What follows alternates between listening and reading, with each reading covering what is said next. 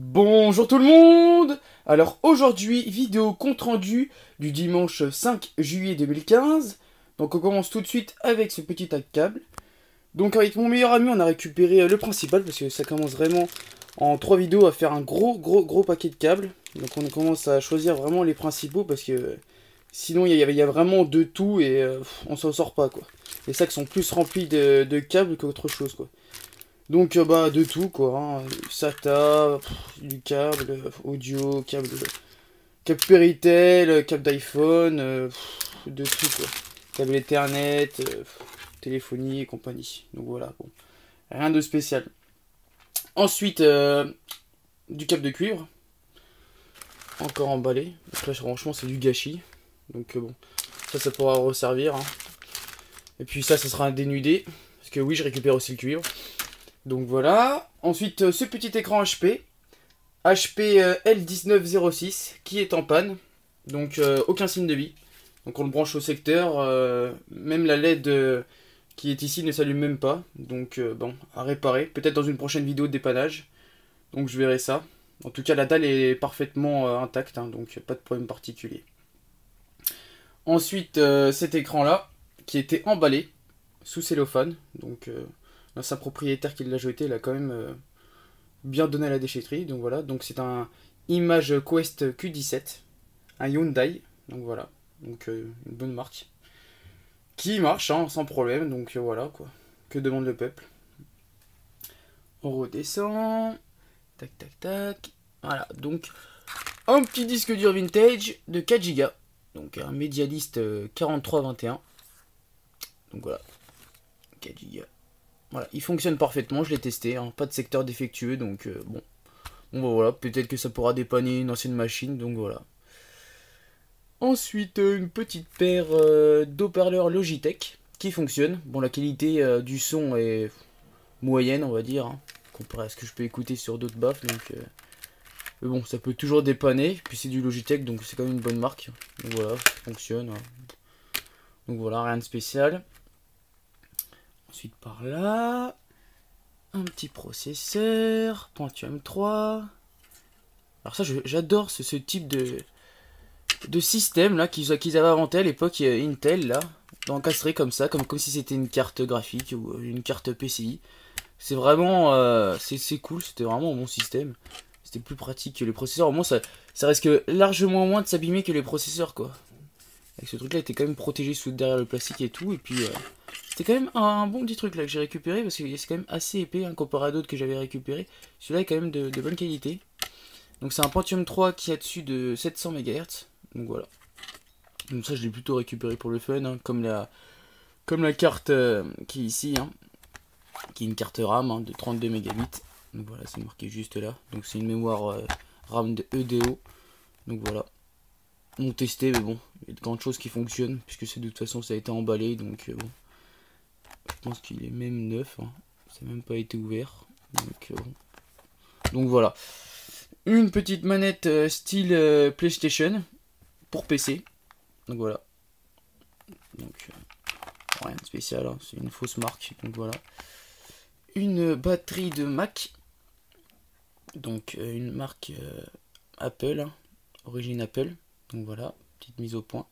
Donc vraiment c'est un truc original, sous plastique encore, donc je pense qu'elle est neuve. Donc voilà, comme vous pouvez voir, c'est encore sous plastique. Donc j'ai pas pu la tester parce que j'ai pas ce modèle là de Mac. Mais bon, ça à mettre de côté parce qu'au prix que ça coûte, franchement, il y a de grandes chances qu'elle fonctionne. Hein. Donc elle date quand même de 2006. Hein. Donc voilà. Mais si elle a pas été touchée, donc il y a de grandes chances que ça fonctionne. Donc pour un MacBook Pro. Donc voilà, donc je vous dirai ça dans une prochaine vidéo. Si à un moment j'ai l'occasion de récupérer un Mac en assez bon état pour tester cette batterie, ou pour un ami, on verra ça plus tard. Un petit processeur Celeron D, petite mise au point. Voilà, Celeron D de 2,53 GHz. Donc voilà, pas mal. Voilà. Je l'ai récupéré sur une carte mère, hein, sur un vieux PC, donc je préférais récupérer juste le processeur. Voilà, ça peut toujours dépanner. Ensuite, des cartes ISA. Donc, carte ISA Ethernet et compagnie. Donc voilà. Bon, rien de spécial, mais bon, je préfère les mettre de côté, les cartes ISA maintenant, parce que c'est de plus en plus rare, et puis voilà quoi. Comme je récupère un peu de tout, pourquoi pas récupérer ça aussi, ça pour des vieux PC, voilà quoi. Au bout d'un moment, ça sera à rechercher toutes ces cartes là, donc autant les mettre de côté. Hein.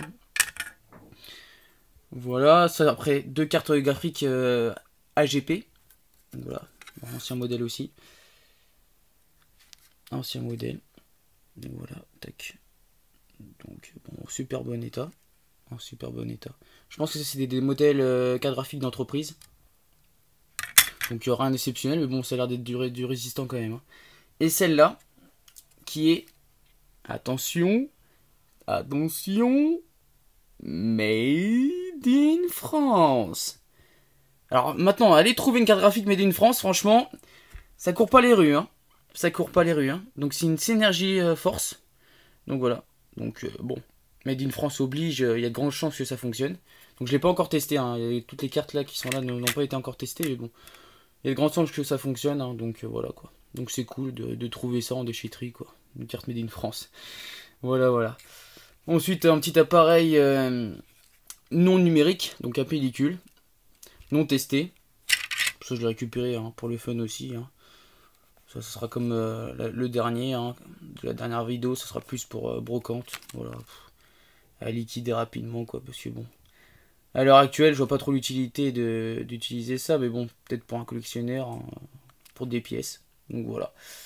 Voilà, voilà. Alors après, là, on va passer à du lourd. Hein. Donc, une carte mère ASRock. Donc voilà, vous avez le modèle. Donc Conroe Pressler FSB 1066 Dual Core CPI. Donc qui fait la DDR2 et la DDR1. Donc voilà, le bleu la DDR2, en jaune la DDR1. Donc multi quoi. Pas mal du tout. Donc voilà, c'est la 775 Dual VSTA de ASRock. Donc PCI, AGP, PCI normal, avec la protection pour le processeur. Donc il y a grande chance que la carte soit neuve, hein, parce qu'elle était quand même sous un plastique antistatique, avec la petite mousse et tout pour protéger les pattes et tout. Donc franchement, il y a de grandes chances qu'elle fonctionne nickel. Donc ça sera à mettre dans un futur boîtier que je récupérerai. Donc voilà, c'est vraiment pas mal hein, de trouver des cartes dual comme ça. Donc voilà, je suis assez content de l'avoir récupéré.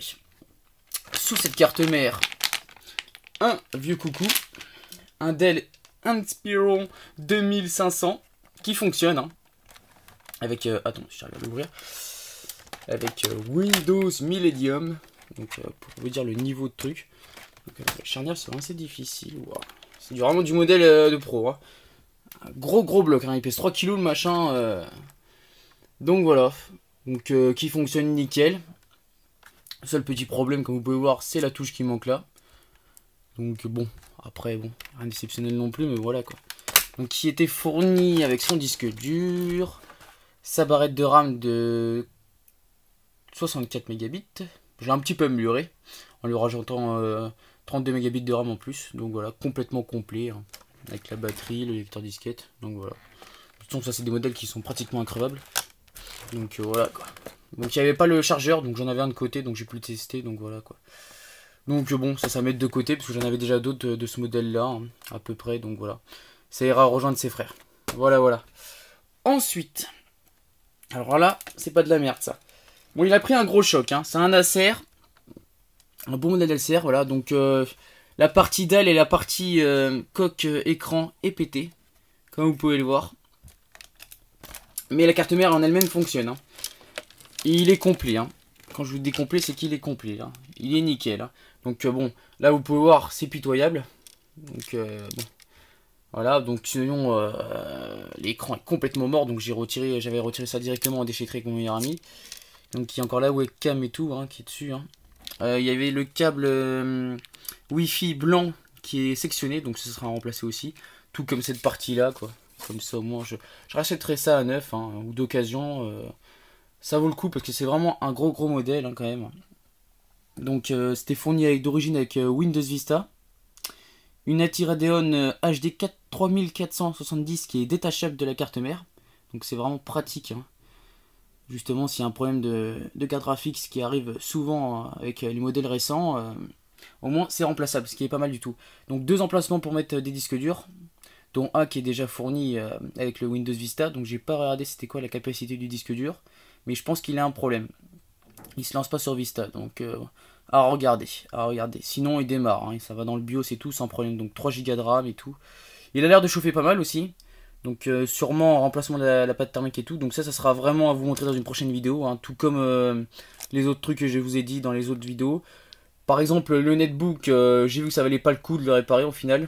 Parce qu'il y a trop de pièces cassées à l'intérieur et tout. Franchement c'est un modèle ultra fragile. Donc ça sera vraiment le petit modèle qui restera pour pièces. Hein, parce que bon ça vaut pas le coup de racheter les pièces et tout maintenant. Hein.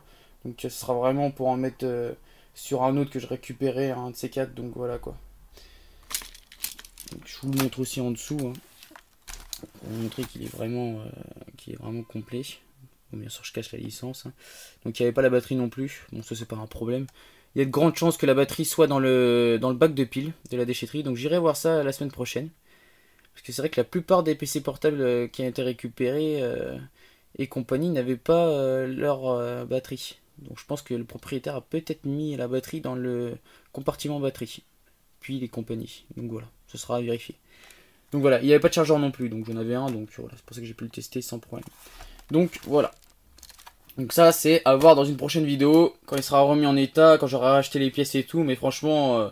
je vais peut-être dépenser un peu d'argent dessus, mais ça vaut le coup, quoi. Parce que quand il sera réinstallé, je lui mettrai Windows 7 et tout, franchement, ça sera de la bonne cam.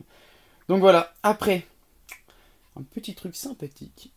Une PlayStation 2 Extra Slim. Comme vous pouvez voir, le modèle mini-mini. Donc voilà. Donc bon, là, c'est un peu rayé. Donc j'essaierai de voir pour rattraper ça. Donc, j'ai pas pu le tester plus que ça, tout simplement car la Play est en panne. Donc j'avais le chargeur, hein, parce que c'était fourni sans chargeur. Donc j'avais le chargeur pour une PS2 normale, une Slim, qui est compatible pour ça.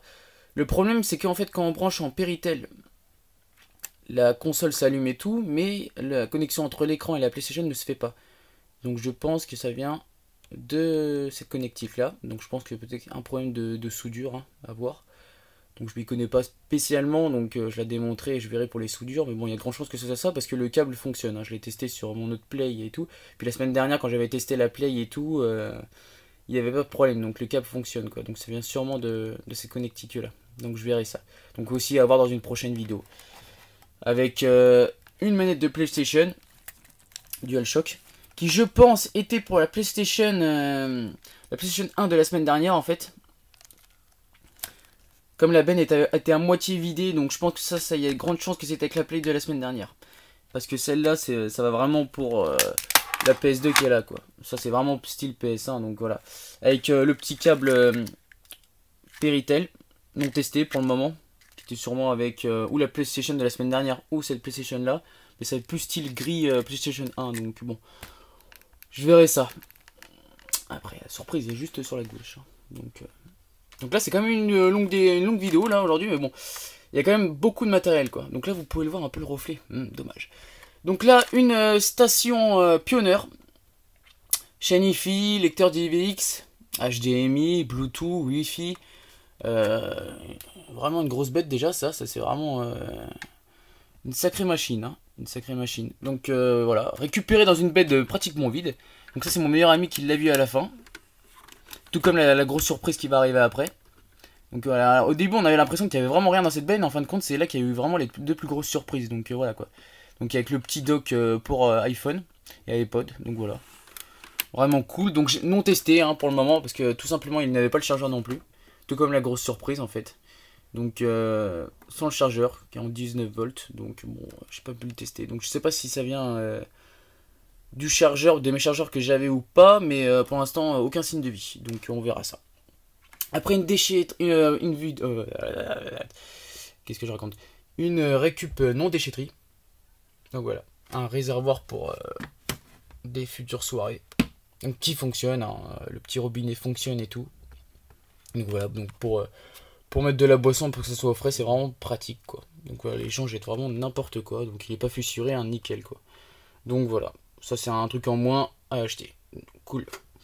Et la grosse surprise maintenant. Voilà. Alors là c'est vraiment la grosse bête là.